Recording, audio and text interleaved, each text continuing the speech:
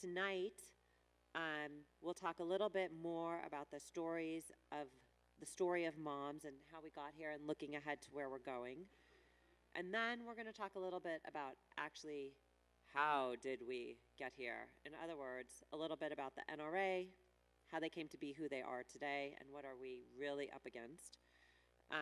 We'll talk about moms in every town's priorities, the complex issues surrounding gun violence, and of course, election year politics. And finally, why it is so important for Californians to care and answer the question, why should I be here? What can I do if I live in a state that already has all these great laws? And the answer is a lot. So let's start by talking about Moms Demand Action. The story, for those of us familiar with it, about how you sat down at your kitchen counter and opened up Facebook and tried to find a group like Moms Demand Action is kind of known. But what were you thinking and feeling when you started that Facebook page? Well, when Sandy Hook happened, like so many people, watching this come in over the news and thinking, this can't be as bad as it looks. There's no way that this can be as horrific as it seems. And as we all know, it was a million times worse, than anyone could have imagined, that 26-year-olds would be slaughtered in the sanctity of an American elementary school, along with 6 educators. It's still, it took me about 2 years to be able to say that without crying. But it's still so shocking that it happened and no one did anything. And I think that, obviously, I was feeling devastated, but then I saw on the news that people were saying things like, well, the solution is more guns. And this idea, as I say often, if more guns in more places made us safer, America would be the safest country on earth. Instead, we have more gun violence than any other developed nation. And so I was just feeling angry. And as you said, I spent a long time online looking for something like Mothers Against Drunk Driving, because this issue spoke to me as a mom of 5. And I thought, surely there's something. There wasn't. And, I was not a social media phenom. I had about 75 Facebook friends. But I thought, I know how to start a Facebook page. I'm not really sure what else I can do from urban Indiana, or actually rural Indiana. And so I did that, and what happened was amazing, and it really speaks to the power of social media and women. And I think it's such an important tool for us, and I really feel sorry for Mothers Against Drunk Driving that they didn't have it, because they might have sped that whole thing up quite a bit. But within hours, I had so many offers of help from such amazing women across the country, including here in Silicon Valley, people who were pediatricians, people who were trademark lawyers, people who were web developers, people who were in communications, people who felt just the same way I did, that this was a tipping point. This was the time to stand up and do something. And it has been shocking to me that what I thought would be an online conversation has become this full-fledged, one of the largest offline movements in the country. I was actually going to ask you, I've never asked you this, what you expected when you started that Facebook page. Like, not what were you thinking or how were you feeling, but what did you think would happen? And I think people expect me to say, I didn't know, but I think deep in my heart, I knew that this was something that was so important to me and probably so important to other mothers and women. And I knew that because of my background in corporate communications, that I could help shape and spread a message. And I remember, probably 2 or 3 nights after this happened, my husband, we were going to bed, and he looked at me and he said, in a very terrified way, this is going to be a really big deal. And, sure enough, within the first week, we were on the cover of USA Today, and it has not slowed down one single bit in almost 3.5 years. The intensity gap that used to exist is gone. And that is because, I think, mothers and women and all caring Americans who said Sandy Hook was it. So I want to talk about the issues and the laws, but I also just want you to address, just for a minute, that nexus, especially for those of us who live here in Silicon Valley and are surrounded by this, the nexus of social media and moms, and kind of what you saw, like, you know, the power of those two intersecting in that first year and what you saw. Well, sometimes, you know, so-called hashtag activism is derided as being, you know, not an important way to lobby or to put pressure. And actually, I think just the opposite is true. And I actually think it's unfair to moms who have jobs and kids, because it is an important way to get involved and to put pressure on lawmakers and to put pressure on corporations. I mean, we've seen it over and over again, you know, with burritos, not bullets, with groceries, not guns, with shakes, not shotguns, right? I mean, these things catch on, and companies don't want to be scrutinized in that way. And it's a very good way to sort of amplify your voice. So in addition to how we've used social media to lobby and to put pressure on people and corporations, we have used social media to connect with one another. Like, I don't know what Mothers Against Drunk Driving did. Did they like call each other every 5 minutes? Did they send letters? I don't know what happened, but you know, to be able to create private Facebook pages where moms can have discussions in their states, to all be connected. I mean, I've gone from 75 to thousands of friends on Facebook where we all keep in touch and feel like we know each other. I mean, we had a house party here last night, and I haven't seen some of these women for years, but I feel like I know them and I know their families. And social media does, I mean, I think women and mothers in this country are one of the primary users of Facebook, and it makes a huge difference when it comes to organizing. And I think our first big success, really big success, was because of social media. And I'm thinking a little bit about Starbucks, and I can't remember if it was something before, but... No, it was. Yeah, it was Starbucks first. And you know, about 6 months after Sandy Hook happened, I was watching the news and saw that Starbucks was going to ban smoking and electronic cigarettes 25 feet outside their stores, but when we called them, they said they were still going to allow open carry. So, you know, secondhand smoke is less concerning than secondhand bullets, and we thought, let's start a campaign on social media that will put pressure on Starbucks. And we weren't that big at that time, and we were just started, and we started Skip Starbucks Saturdays, which was a hashtag, and it wasn't a boycott because we knew we didn't have the human resources to put that kind of pressure, but it was just this idea of, how are you having your coffee on Saturday? Are you having it with gun sense, and what does that mean to you, and are you having it at a competitor? And we made pictures go viral of open carry inside Starbucks all over across the country. And countered by moms posting pictures of drinking coffee from other coffee shops on Saturday. Right. And moms make 80% of the spending decisions. So Starbucks paid attention, and what was amazing was that in 3 months, I can still remember I was sitting at a hotel in Washington, D.C. for an event, and came across the wire, Howard Schultz is going to announce that guns are no longer welcome inside Starbucks. I thought, wow, we did that. We did that with social media. I mean, that's amazing. Right. It was amazing. And contrast that to, because I remember being in DC, I think it was for Moms Take the Hill or something like that, but anyways, contrast that to Congress failing to pass background checks after Sandy Hook.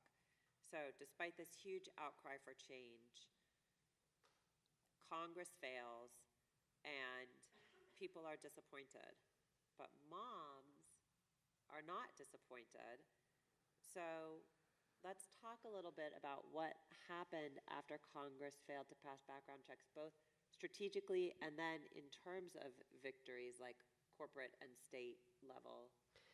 Yeah, I mean, that was definitely an inflection point. And in fact, I can remember I was sitting in the Senate gallery when they voted down background checks, and the most bizarre moment was that Pat Maish, who had actually taken down the shooter at the Gabby Giffords shooting, was in the gallery as well. And when they said, you know, they weren't going to pass background checks, she stood up and screamed, "Shame on you." And you're not allowed to scream in the Senate gallery. And they took her outside and they performed a background check on her to see if she was a criminal.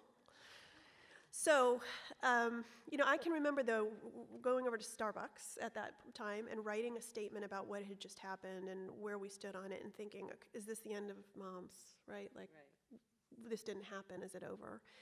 And what was really interesting was it was exactly the opposite. I mean, we had more money in the next 24 hours come in. We had more people volunteer their time because they couldn't believe, much like we thought after Sandy Hook, that no one was going to do anything. Our Facebook page likes blew up. It was just, complete 180 in terms of the attention we were getting. And what it also helped us to do was to shift from this focus on an incredibly intractable, frankly hopeless Congress on every issue to focusing on state. And being able to go state by state, we went directly from that loss at Congress to a win in Maryland, where we invented something called stroller jams. So we realized that if we brought our strollers and our baby gear to the State House in Maryland, legislators couldn't get by without answering our questions.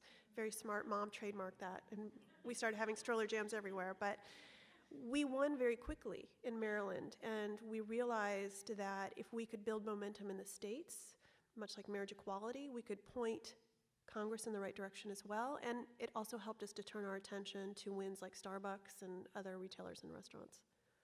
Yeah, that's so. What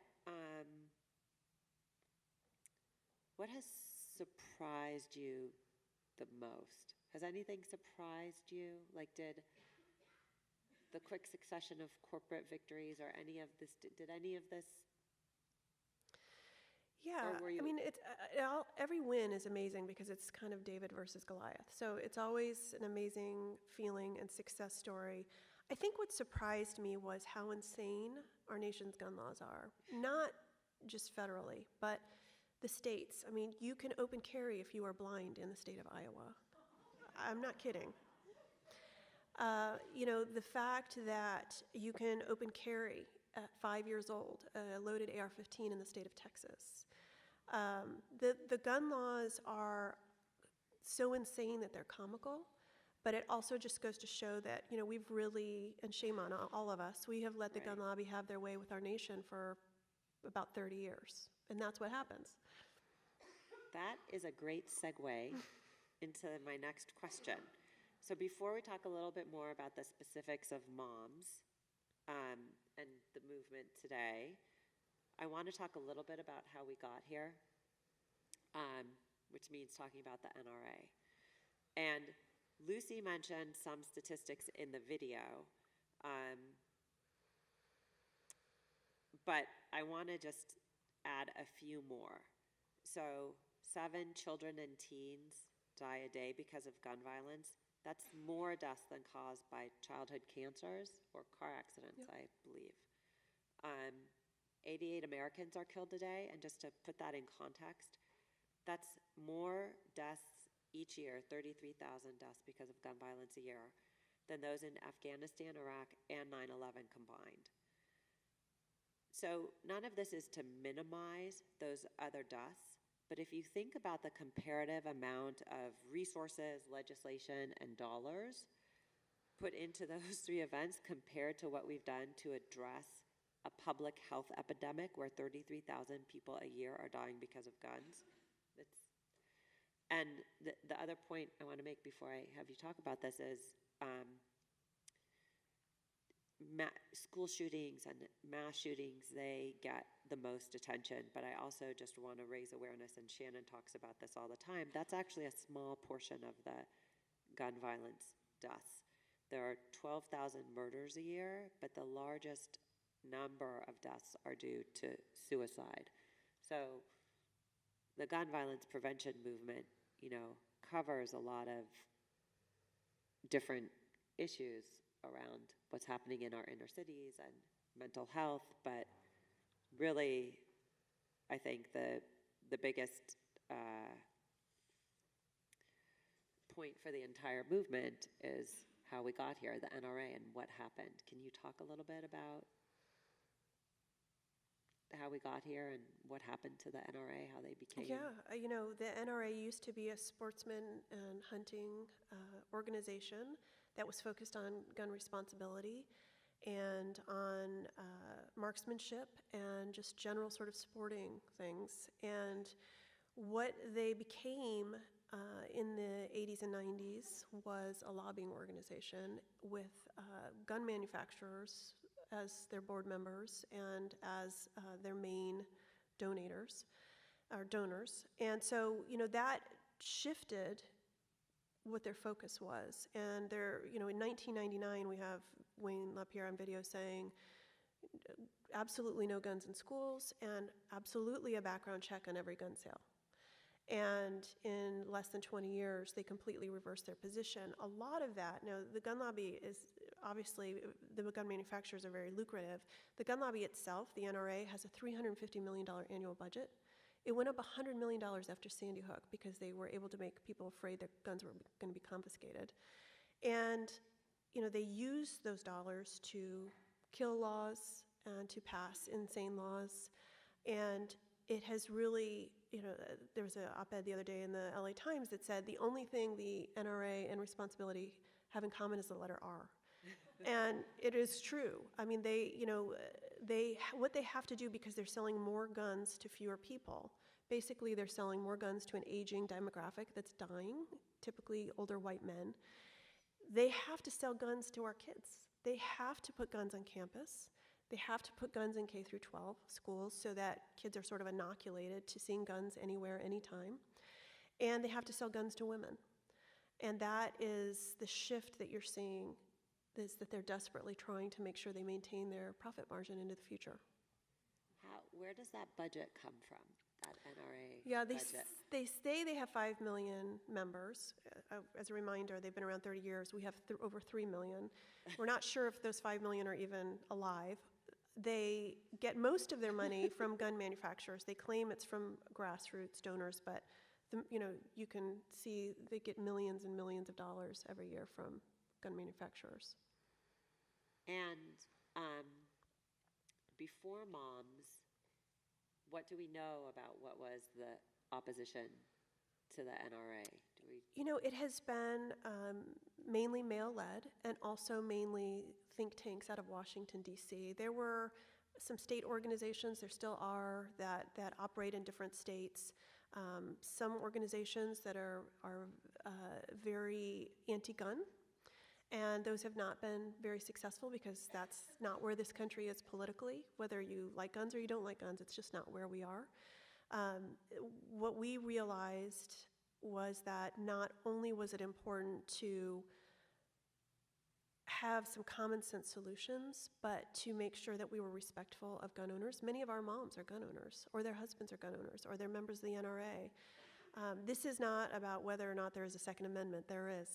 The question is, what is allowed by the Second Amendment, and what is acceptable in society, and where do your rights end and mine begin? And I think that is a debate that we've been pretty good at navigating in a very middle-of-the-road kind of fashion. So this leads me to two questions. The first one is, how is moms fighting back, which you've kind of answered, but can you talk a little bit about the strategy of fighting the NRA and, grassroots, and how it is playing out in states? Because we know it's not playing out in Washington, D.C. Right. Yeah, this is the first ever boots on the ground organization with a chapter in every single state. And I'm not kidding when I say that. I was just on vacation in Hawaii, and I ended up in a Maui mom's house party with like 30 people. And our moms today are in the state house in Alaska. I mean, we really do have a chapter in every single state. And we also, for the first time ever, on this side of the issue, have money. And thanks to Mayor Bloomberg, who has given us a very generous annual amount of money, as well as 100,000 donors, we actually can go up against the NRA. And a good example of that, we play defense a lot, but we also can play offense. And in 2014, we went into the state of Washington, and that state had tried to pass background checks for several years. They weren't able to get through the legislature, so we invested $10 to $15 million in a ballot initiative. We had boots on the ground. We could get our moms to go gather signatures at farmers markets and grocery stores. And once they got all the signatures, then they went door to door and educated people about what it was. And then we went again and knocked and said, please vote, and please vote the right way on this amendment. And we won by 60%. So having local people who say, this is important to me, this is important to my community, this is important to my state, has enabled us to have these victories, but also to show up and kill bad bills. And just last year, our moms in state houses across the country killed 64 bad bills sponsored by the NRA that would have done things like put guns on campus, guns in K through 12s, dismantled the permit system so you could have a gun for all comers, no questions asked. And the NRA called last legislative session a train wreck in their own internal memos. So we know this is working. And really, we finally have what the NRA has had for years, which is the ability to flip a switch and engender concern and an outpouring of calls and emails and office visits. And this is the first time ever we've had that on our side. Right. And even when we can't kill bad bills, we can make a difference. Do you want to talk about Texas, what happened in Texas, just as another example of even when we don't necessarily have success legislatively, we end up finding other avenues of success, victory. Yeah, we call it losing forward. So if you're going to lose, you might as well lose and learn something and get some kind of a win. But in Texas, last legislative session, if you guys know anything about Governor Abbott, he loves the NRA, and he tweets at them all the time about the great progress he's making in the state of Texas on their behalf. And he actually ran on the idea that he would pass open carry. Open carry is legal in 44 states. 44 states. 44 states. You guys don't see it here, but trust me, it's nothing like going to work out at Orange Theory and seeing someone with a Glock in their pocket. So he said open carry of handguns, that was his priority. He was going to legalize that in Texas. For some reason, it hadn't been. And he also supported campus carry. So these bills, came to the floor. Our moms showed up every single day. In fact, we have a mom in Texas who's amazing. She is 35 years old. She has stage 4 colon cancer. She showed up every single day with her colostomy bag, going through chemo with 2 kids under the age of 5, and said, I need to be here to pass these bills because I need the state to protect my kids. I might not be here to do that. That's the kind of amazing fighters that we have in Texas, and they gave so much testimony, we were able to water down campus carry so that only regents could decide where guns were allowed on campus. Not perfect, but better than guns in dorms and guns at tailgates, like they're trying to pass in Georgia right now. And in terms of open carry, we were able to make sure that you had to have a permit to open carry. And after it was passed, we then went door to door between November and February. And we got more than 400 Texas businesses to say they would put up a sign not only disallowing open carry, but saying no guns at all. And in fact, the NRA board member who lives in Texas said they wish they'd never passed open carry because it ended up costing them the ability to go in places that they could go in before. So that's losing forward. That is losing forward. So I want to talk about 2 things. I want to talk about what moms and Everytown's priorities are now and kind of big initiatives related to that, like Nevada and Maine. And then I want to talk a little bit about how an election year impacts that and what happens in an election year. Our main priority is always background checks. And the reason is because we know background checks work. So for those of you who don't know, there's a background check loophole in this country that allows guns to be sold at gun shows and online with absolutely no background check whatsoever. Perfectly legal. And Congress has refused to close that background check loophole. As a result, millions of guns are sold that way every year. I mean, if you can imagine, there are 2 lines to go on an airplane. One you have to go through TSA and one you don't. If you're a terrorist, which line are you going to get in? You're going to get in the line where it's very easy to get on board. And that's what people are doing with guns. Domestic abusers, felons, the dangerously mentally ill are getting guns that way. So when we look at the 18 states that have closed their background check loophole on their own, 6 of those states since Sandy Hook, we see police killings, domestic homicides with guns, gun trafficking, suicides. I mean, we see all of these horrific gun violence problems cut almost in half. And if you look at a state like Missouri that had good gun laws and then reversed them, you see homicides and suicides spike. So we know these laws work. And so that is the most important priority. We are getting ready to do ballot initiatives like we did in Washington, in Nevada, and in Maine in November. We have moms on the ground right now getting that ready to go. Once those pass, and we believe they will, and Nevada will be a very strong cultural signal given that it's a pretty red state. Once those pass, 20 states, almost half the country, will have closed their background check loophole, and more than 50% of all Americans will live in states that require background checks. What is the percentage of Americans who support background checks, just in Well, case the audience is Good that you unaware asked of that, Sarah. 90% of Americans, 90, really? 90% of Americans.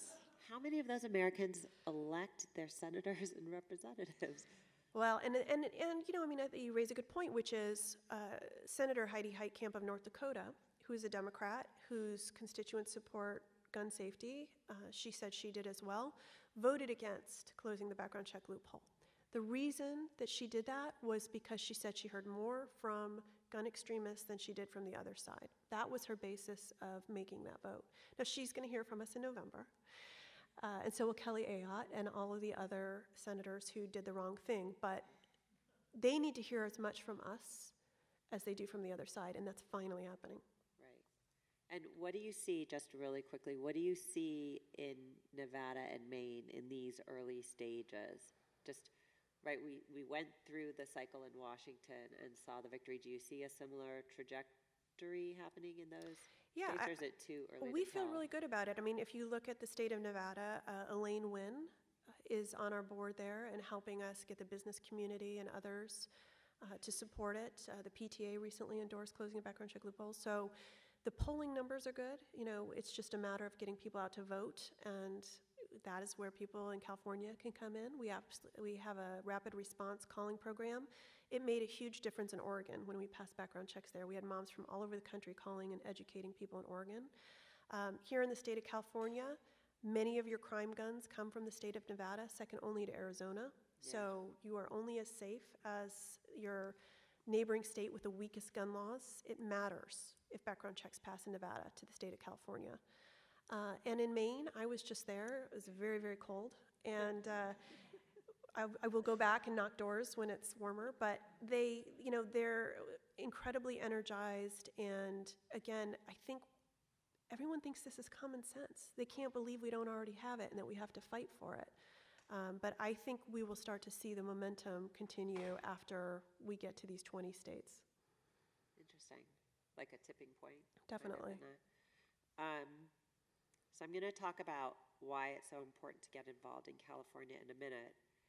But it's an election year. And if any of you are connected to moms on social media, you've seen pictures of moms with Hillary or at Hillary's rallies or attempting to get Bernie Sanders or any of the Republican candidates to address gun violence. So how does an election year change what moms in Everytown prioritize, and how do moms in Everytown interface in an election year?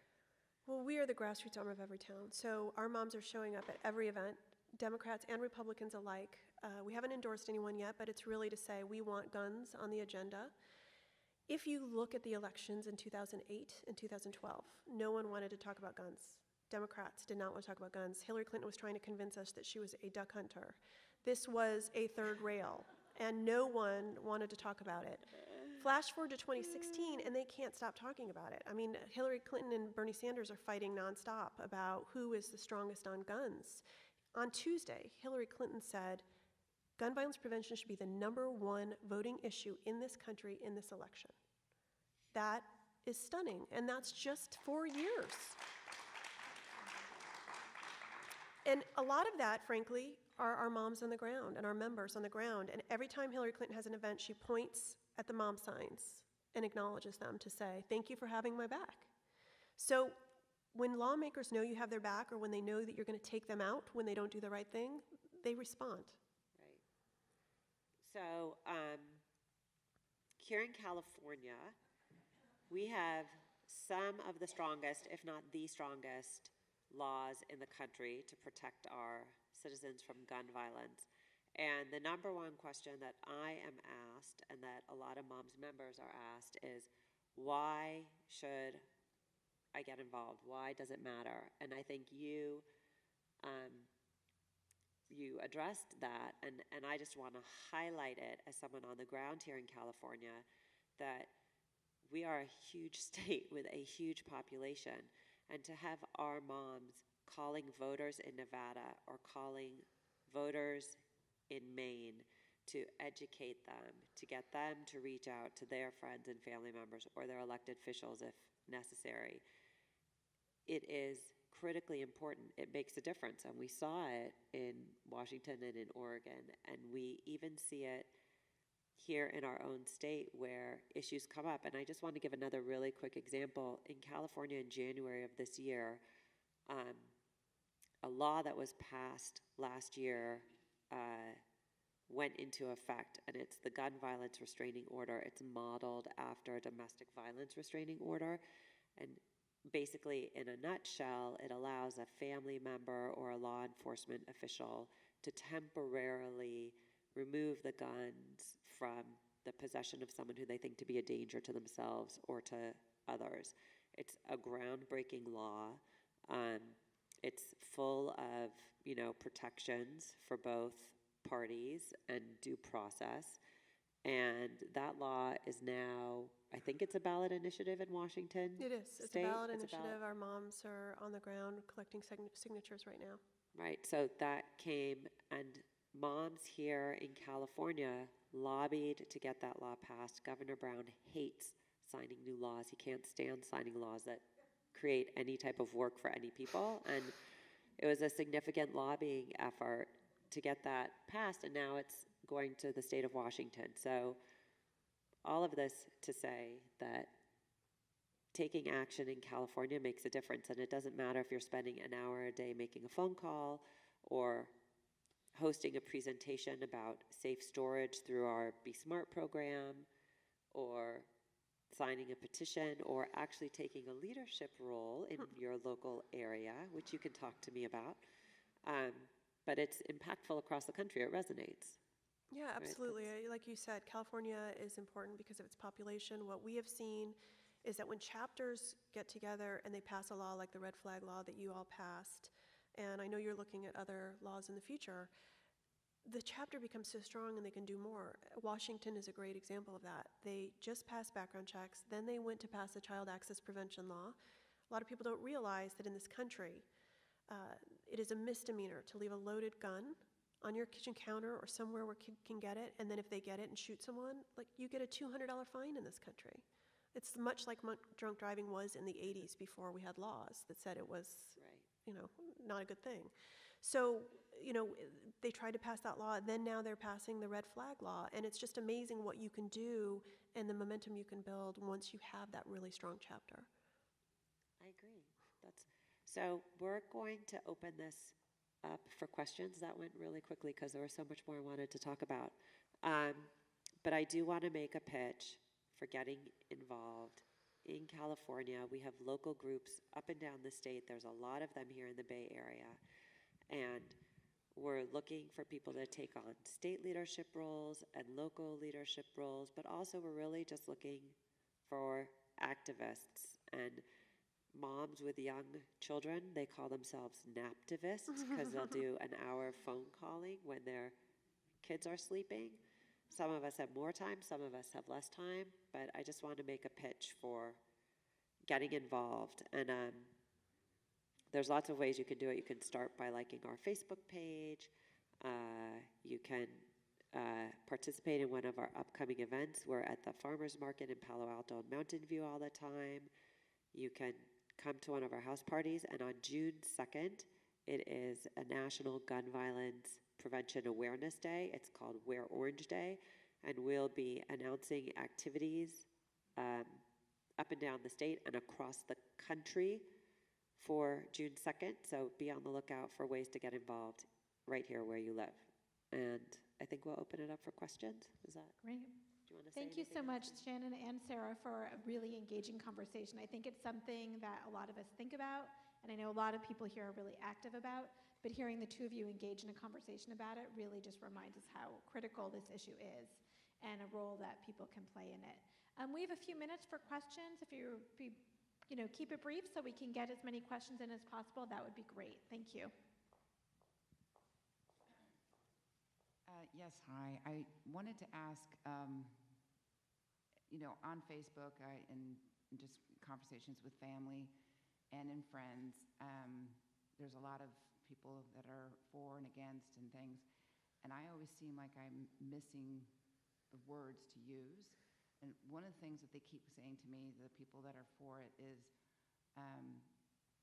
if we have, if we have the guns, I think you had addressed it before, if we have the guns, if there's more guns, we're going to be more safe. But you had just addressed that before, is, if that was the case, we'd all be very safe. Yeah. So I'm just wondering if there was some Yeah. words that you can help us use to be able to say back, Yep. because I feel like I'm missing some of the. So that is a great, again, the NRA has a 30-year head start and a lot of great messaging. So when you get involved, we give people all of the messaging and the talking points and the data points. There's a lot of it on everytown.org and momsdemandaction.org. But, we hear the same sort of circular arguments all the time. It's mental health. It's not mental health. 4% of all crimes are committed by the mentally ill in this country. And we have the same exact rates of mental illness as every other developed nation. What's different is how we regulate our guns. So, or criminals are always going to get guns no matter what. Well, that's a ridiculous argument. We have laws against rape.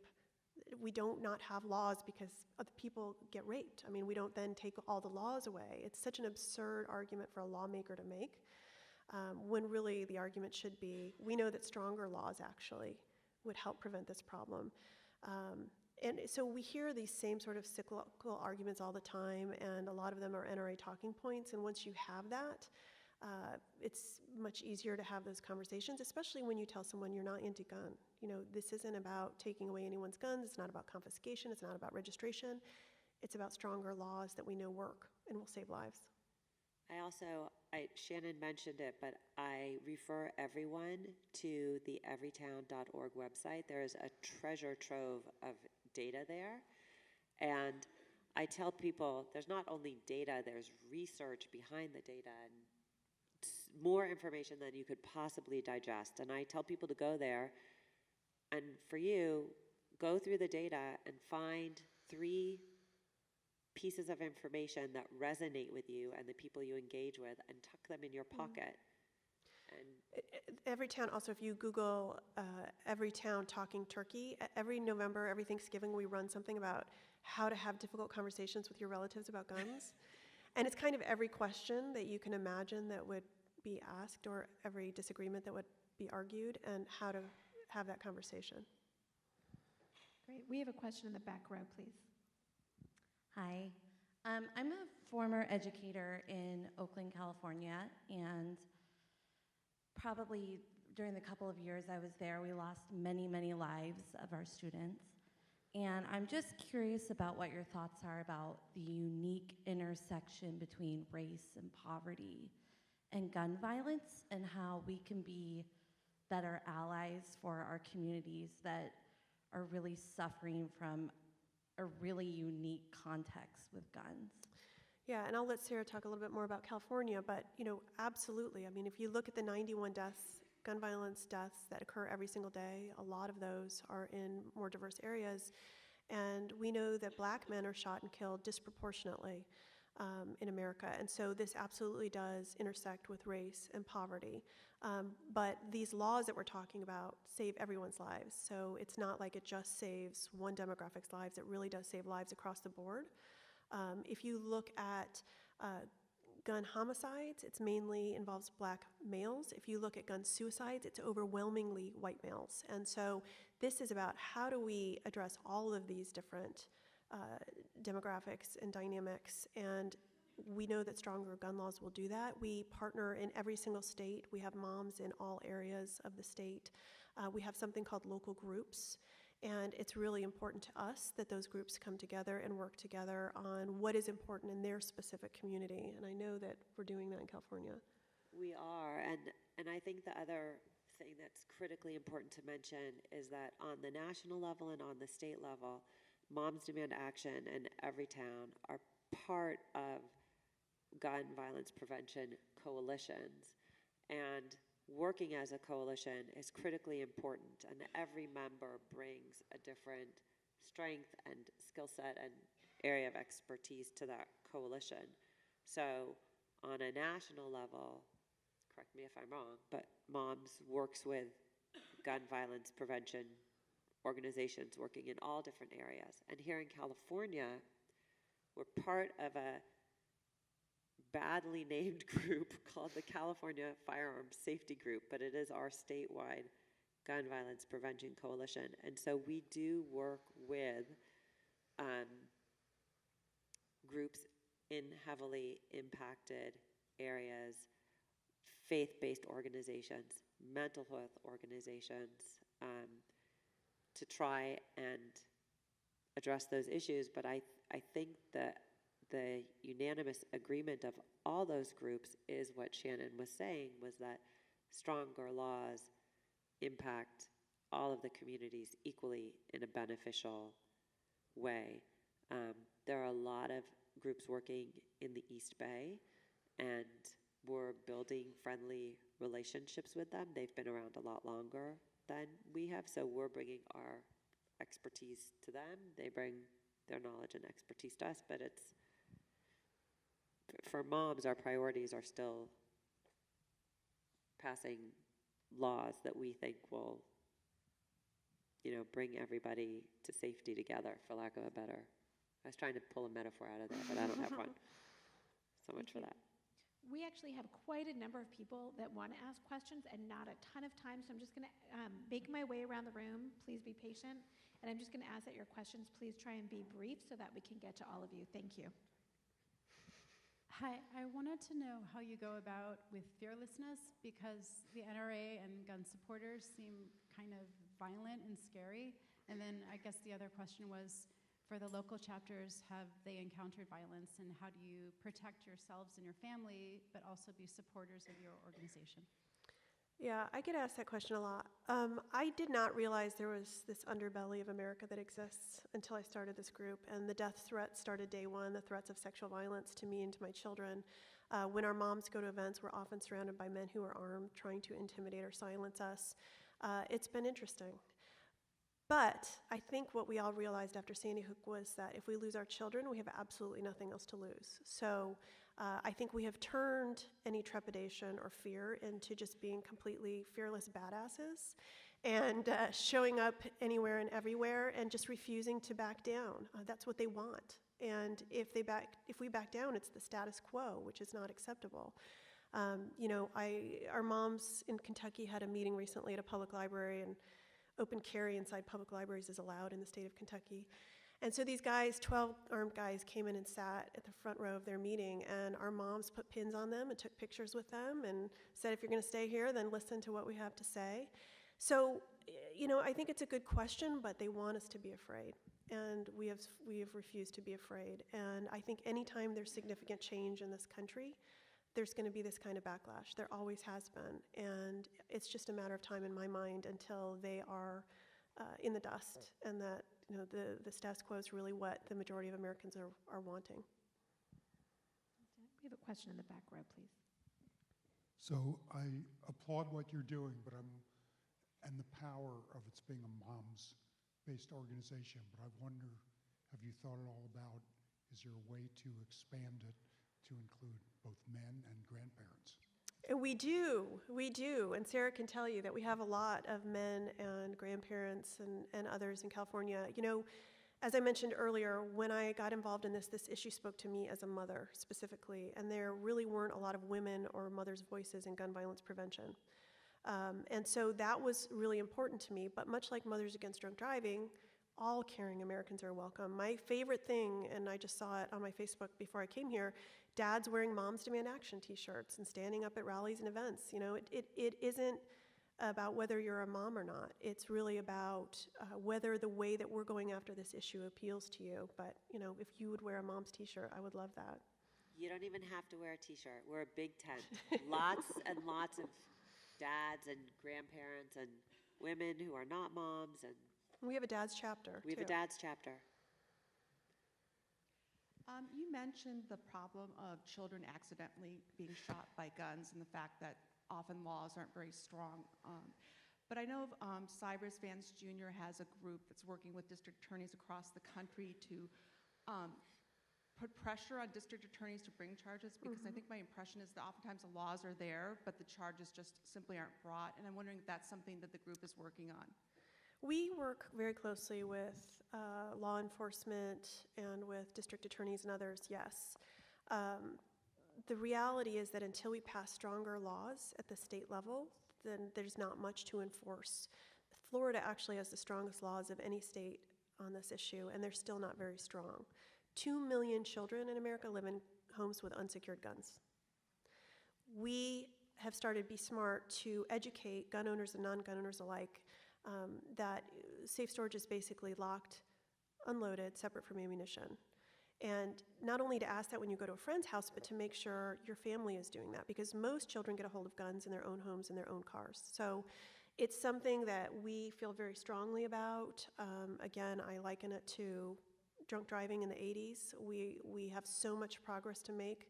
It is absolutely unacceptable that thousands of children are unintentionally killed or injured every year because they get a hold of a gun and shoot themselves or someone else. It's insanity. I mean, it just boggles the mind. But we are taking baby steps, and baby steps, we're teaching people about what is responsible storage. We are starting to lobby for stronger laws at the state level, and eventually, this is just common sense, that people will be charged with some kind of crime when they're negligent. And this is a plug for our website, besmartforkids.org, which